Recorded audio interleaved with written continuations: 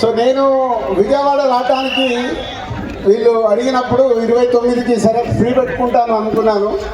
But రావడానికి ఇదొక కారణం అయితే మన డిప్యూటీ సీఎం గారిని కూడా కలవడానికి వచ్చింది.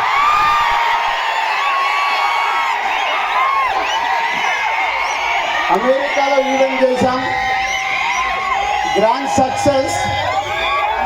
సో ఈరోజు నేను మీరు టీవీలో చూసుంటారు, అక్కడ చూసిన వాళ్ళు అప్పుడు ఎంజాయ్ చేశారు.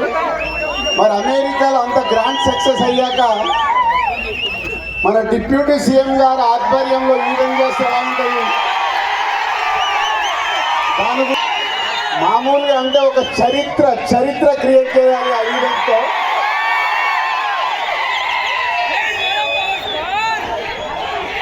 సో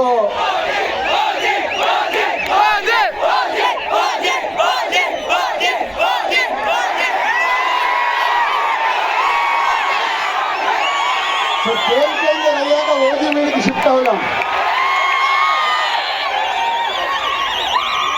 సో ఇందాక నేను విజయవాడకు బయలుదేరినప్పుడు 1 o'clock చిరంజీవి గారికి ఫోన్ చేశాను.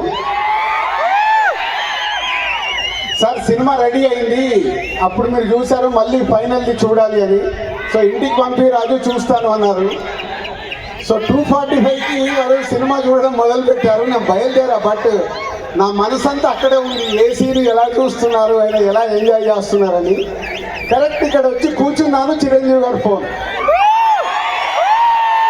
ఒకే మాట అన్నారు, సరే ఇట్లా విజయవాడకు వచ్చాను కట్అవుట్ లాంచింగ్ గురించి.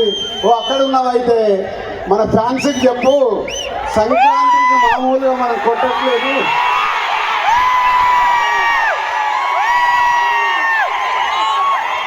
సో సినిమా చూశారు, మళ్ళీ చిరంజీవి గారు చూశారు, ఒకే ఒక మాట చెప్పారు, జనవరి 10 డెఫినెట్గా మీరు మెగా పవర్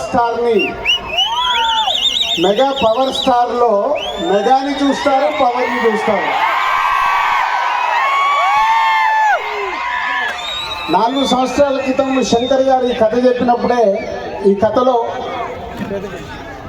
ఏముంది, RRR తర్వాత చరణ్తో సినిమా తీస్తే అభిమానులకు కానీ తెలుగు ప్రేక్షకులకు కానీ, అప్పుడు RRR అప్పుడు నేను ఇంకా ప్లాన్ ఇండియాగా ఆలోచించలేదు, ముందు మన సినిమా ఏంటి అనేది ఆలోచించాను.